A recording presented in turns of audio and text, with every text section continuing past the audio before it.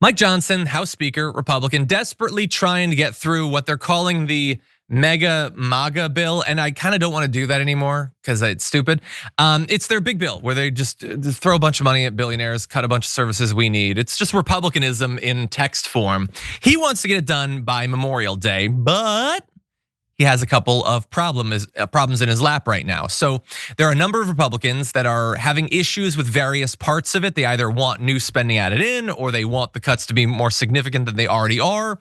And I will remind you, as always, he has a razor thin majority in the House. And so everybody has to fall in line.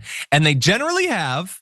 There's a good chance he'll be able to get this bill through, but right now there's a lot of reasons to be concerned if you're Mike Johnson. And so we have things like a car tax bill that a committee chair put in. We have, let's see, Energy and Commerce Committee grappling with politically toxic proposals to roll back Medicaid spending, which we've been talking about a lot on this show. Let's see, we have a standoff over a key deduction disproportionately utilized in swing blue state districts. I think that's a reference to the state and local tax thing. We have the Agricultural Committee struggling to reach $230 billion in spending cuts. It's targeted for the country's largest anti-hunger program. Again, these are the sorts of things that you're not going to be surprised to find out the Republicans want to cut. I mean, $230 billion that just goes to poor people not starving. Why the hell would we spend any money on that?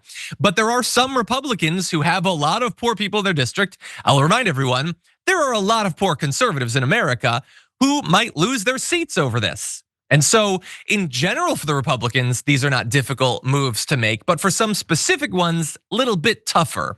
You have Representative Derek Van Orden, Republican of Wisconsin, walked out of an agricultural committee GOP meeting this week over a proposal that would push some federal food aid costs onto states for the first time. According to two people, he said what staffer thought of this. He later issued a public letter blasting the proposal, which would burden state budgets. And remember that in the same way that they'd be burdened with having to take up more of this spending on food, the main way that they want to kill Medicaid is by putting a bunch of that in the states too. And so some of these states are going to be hit multiple times over with massive new requirements for funding. And how many Republicans in these states are going to want to jack up their taxes to pay for that? So how is this supposed to work? And it's not me asking that's so significant. It's Representative Van Orden and others that are asking that. Let's see, you have the Medicaid cuts that are going to have these trigger laws that would affect a bunch of people. If funding levels were cut, they'd have to cut the actual access in their state. That's concerning people too, not everybody. Representative Eric Burleson says that's not our problem, that this would screw over the states, that a ton of people, including a lot of MAGA people, would be thrown off of these programs. And that's just on Medicaid and food funding. There's a lot of these sorts of things. When you have a couple hundred Republicans, and this is like the one big bill they think they're gonna pass, they're trying to fit everything in, and they don't all agree, JR. What do you make of this?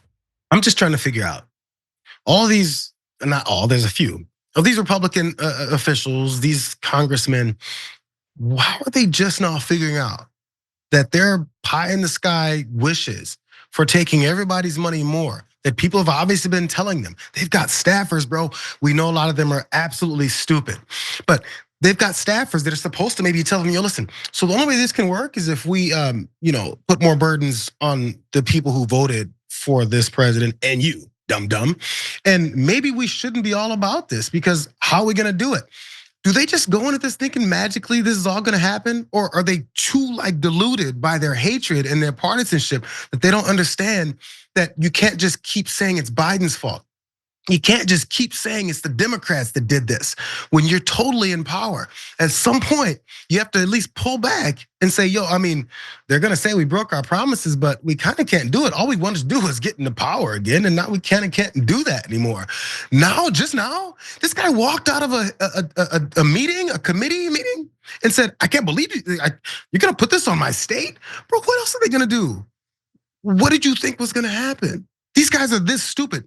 I need us to lower our expectations of the intelligence of the people that are in power, of the people, not just from the presidency. The people that worship the president, the reason they worship him is because they're dumber than he is. Yeah. Think about how stupid you have to be to not realize that your policies have to come back to being paid for when you're eliminating all money. Where's it gonna come from, bro?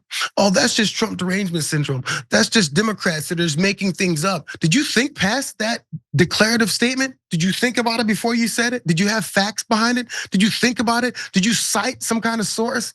Nobody asked them, so they feel like they never have to. Now you're getting upset. It doesn't make any sense. Collectively, this country has to stop revering stupid people. We've exalted stupid people, and stupid people are destroying other stupid people's lives, man.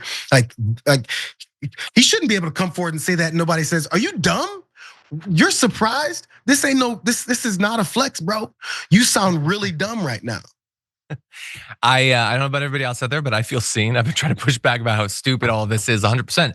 Yeah, the only rational position is to assume that everyone in elected office, until proven otherwise, is a moron. And some of them I think have proven otherwise. But we should not assume, like maybe we're taught as kids, that to get into office, well, with his best and brightest. No, I don't think it was ever the best and brightest. This is people who could raise the most money or whatever. And now, especially on the Republican side, it's the people who will kiss Trump's ass the most and the people who use like the R word or other words on Twitter. That's it, basically. You spread some conspiracy theories, you suckle on his hiney. That's all it takes at this point. It doesn't matter how smart you are, clearly.